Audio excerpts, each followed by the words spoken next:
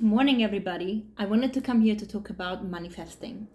I did a workshop online not so long ago talking about manifestation. The way that we are taught manifestation is oftentimes so wrong, but also puts people off. For one, because it doesn't work. And if it doesn't work, people are going to think it's BS. And why wouldn't you, right? It doesn't work. But I think it's because, as always, humans, we have a tendency of looking for the easy way out, which is outsourcing the responsibility of making things happen to the external. And this happens with prayer as well. We pray for something to happen, but instead of praying for guidance to take the right action to make something happen, we pray for something just to happen as a miracle. But miracles happen every day when we actually commit to taking actions to making that happen. And manifestation is no different. So, one of the things I want to talk about here today is manifesting money. There is a lot of guilt attached to money. I'm going to talk from a personal experience because this might apply to some of you, but not all of you. And if you are in a space where you don't feel guilty about having money, well done. I grew up in a family where my parents learned from their parents, and probably it's a generational thing, where money was seen as root of all evil. This actually was something that I think the Catholic Church really pushed on people, which is a very interesting paradox because the Catholic Church stole money from everybody, but told people not to want money because otherwise they would go to hell and they were greedy, and money is the root of all evil. Money is not the root of all evil. Money is an object, is inanimated. It's got nothing to do with creating evil or being good. What it does, however, it holds the energy that the people give it. So the best way I can explain this is if money is used for good, which should be, then money is not the root of all evil. Money can solve problems. When money is used for evil, for personal gain at the expense of others, for greed, for control, then yes, that is not the money that is evil, but it's the way that it's used. So it's the intention of the people that use it. You see what I'm going with this? So I had to rewire my brain. I have to rewire my brain. This is a work in progress. I grew up my whole life listening to the same mantra. And as I mentioned, my parents heard the same, and their parents probably before that. So there is this perpetual feeling around money that we should feel guilty and greedy if we want it. But the truth is this: money is a manifestation of energy. When I am working with my clients, they are paying me as a sign of commitment to the work that they're doing through me and with me. I am helping them. I am guiding them to achieve their goals. That can be a health goal, spiritual growth, emotional well-being, everything that I offer in my holistic practice that can support them to be the best version of themselves. So the work that I do is very, very valuable. In fact, honestly, I don't charge enough for the work that I do. But for me, it's not only about the money. For me, it's about the shift and then being rewarded for it. And of course, I have to learn that because my work is valuable, receiving money doesn't come with guilt, which is something I still unfortunately feel that I should be feeling guilty about, which is not true. This is all the construct that I grew up with, right? Grown up with those messages, those subconscious subliminals that I have taken in since the day I was born. My family has the same messages, and still some of them don't understand the power of words they use when they talk about money. So money is not evil. Money is not bad. Money is not inherently something that we should be ashamed about. Wanting something that we deserve is natural because we do amazing work in the world. Now, if you want money to destroy something or to hurt somebody, that's a different story, you see? So the energy is important. And if you want it for personal gain to buy materialistic things that are meaningless, that's another thing. Like that's just greed and uselessness. You're not using it for the bigger good or for the for the greater good of people and and places and the world.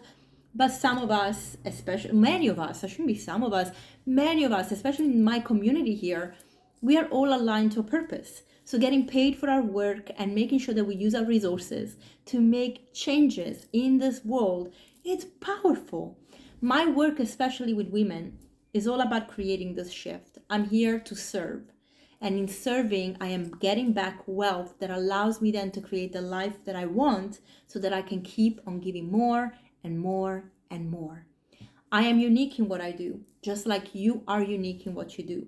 So if you have set your mind to helping others to be of service, then being paid for it is right and it's a good thing and it's not greedy. There is also this understanding that people that are poor are righteous for some reason. But you've probably seen this. Desperation makes people be very mean and very needy and very unfair and sometimes do wrong things because you create division, you create jealousy. There's a lot of things that just doesn't work. And money facilitates doing good. Again, what's in here is projected and reflected on the outside, something you can invest in for the greater good. So we have to rewire our brain. So how do we do that? Well, the words that we use around money is very, very important. So we need to stop using words like I need, I want, I'm desperate for, I'm asking for. You need to get in alignment with the vibration of money that says that you already have it. Live as if you already have it. Now, I'm not saying you have to go out there spending money you don't actually have in your bank account. Please don't do that. But don't be afraid of living that energetically, living as if you had it. So when you're visualizing what you want in your bank account, what you want in your life, whether it's a new home or a new situation or expanding your business, whatever it is for you, right? Do it with the purpose that you already have it. Feel it, imagine it, visualize it that way, and then align yourself with this. You deserve it. And again, it's not about greed, it's not about having materialistic things, but this is the thing.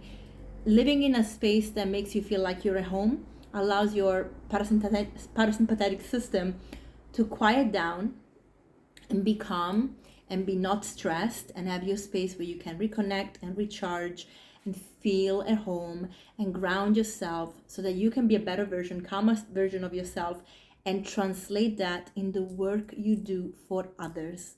It doesn't matter what the work is, by the way. It doesn't matter if you work for a company or you work for yourself, or even if it's not work, it's the way you show up for your family, for your friends, for yourself, okay? So having that space is important. If you're living in a place that you really don't like energetically, that is just not your place, that you don't feel at home, you can't ground, you're stressed in, then of course that's not going to be conducive to anything. So money gives you the freedom to have the space that you need to be a better version of yourself. So in that case, you can visualize being already in that space. If you need to expand your business because you really want to create something amazing, well, visualize it as if it's happening. Find the channels and the avenue to make it happen. For me, it's been a real important work to do, to let go of the guilt and to let go of any stigma attached to money. I'm not greedy for wanting to be rewarded for my amazing work. Money comes to me. Money needs to come to me easily because I deserve it and it's already part of my universe. And to be honest, I never lived in lack, but I always put stoppers to what I had and always thought that I had to depend on circumstances or people to facilitate me making money, whether it's getting a job or my family. But now I'm actually thinking, well, actually, I'm putting out there amazing work, amazing energy, amazing, basically the product of all my studies, my knowledge. I'm not perfect. I don't know everything, but what I know, I share it with the caveat that if I learn something new, I will change it and expand on what I've known before and share it some more to help people really be the best version. All I want to do here is serve and help people be healthier. But also, most importantly, I want to help women raise up because we are the healers of the planet in all ways possible. What does that mean? It means that our portal that we have doesn't only give life to a physical body, but gives life to the energetics that can heal this world.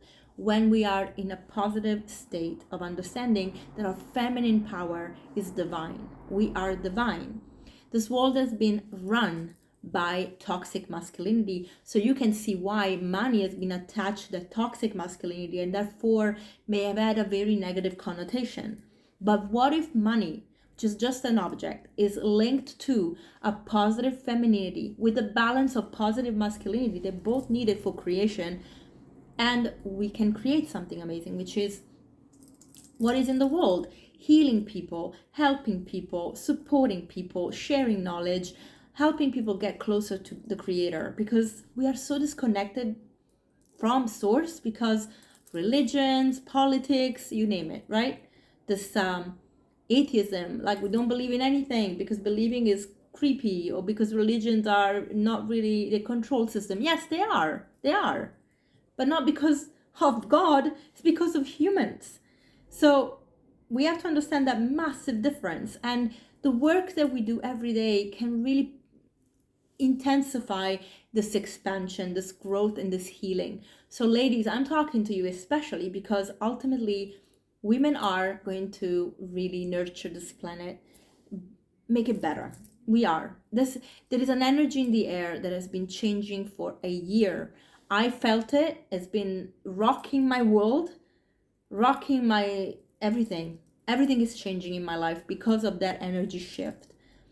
And I have to reconstruct everything, my beliefs, what I felt guilty about, what I felt responsible for, my limitations, what I was told that I need to believe or not believe, that I need to follow or not follow, everything. And it's not about personal I want because it's convenient for me, but rather because I want to grow and I want to serve and I want to do the work of God here in a physical space for women, because we deserve it and we are different to men in every way.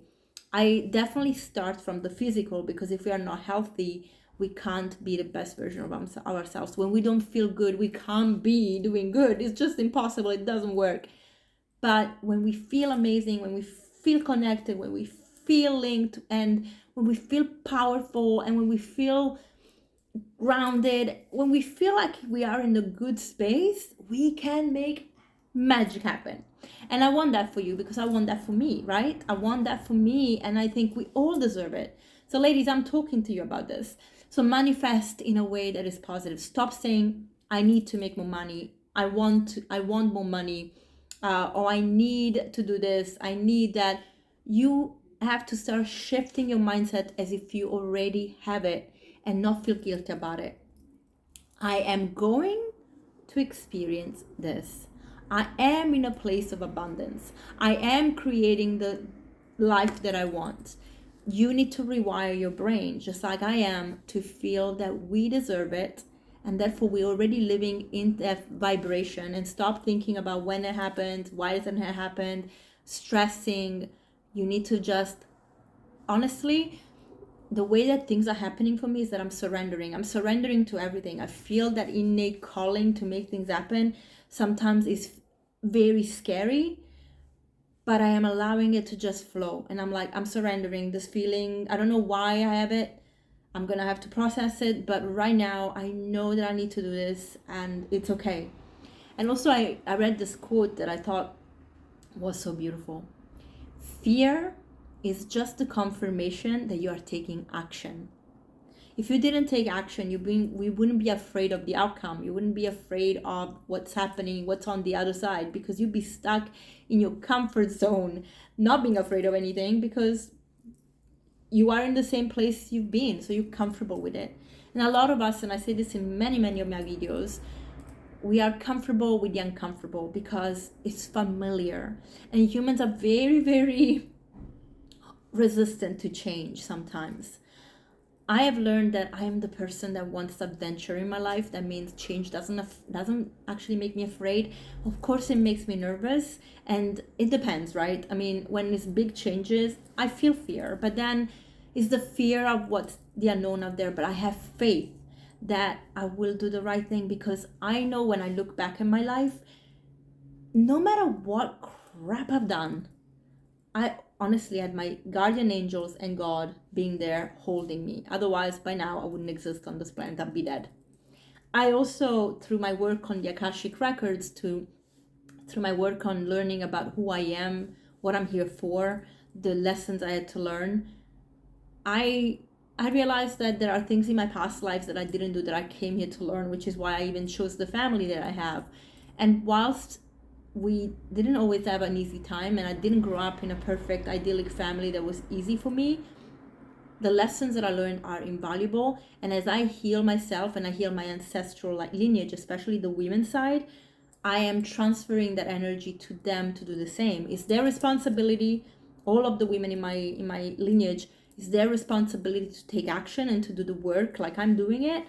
But I am definitely aligning the energy there for them to have that space, because it was up to me, having realized that I was feeling in a certain way, to honor that feeling, which I actually shared about today, and truly align with it and make it work and truly create a shift for them to have the space to do it as I did for me. And I felt it. I felt this shift.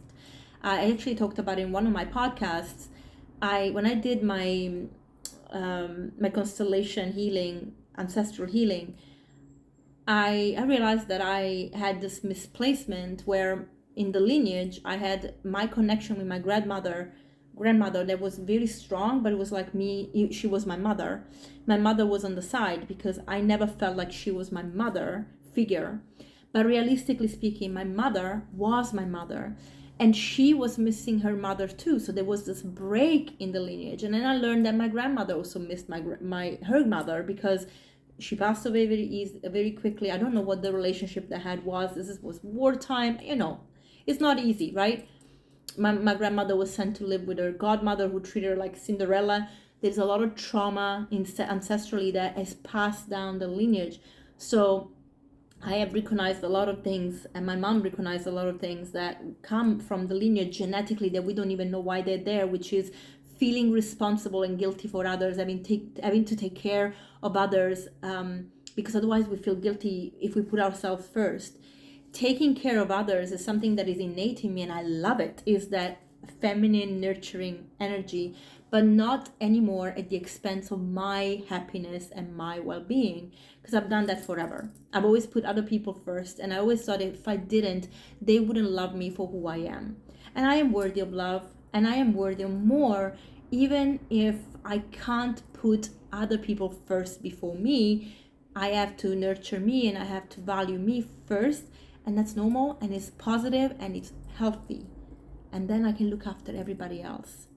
And that's when I can really express the beautiful giving and supporting that I truly feel is valuable. So maybe you will resonate with some of those messages. But in any case, yeah, we have to heal the lineage. We have to understand our purpose here, and we have to really align with the energies around us.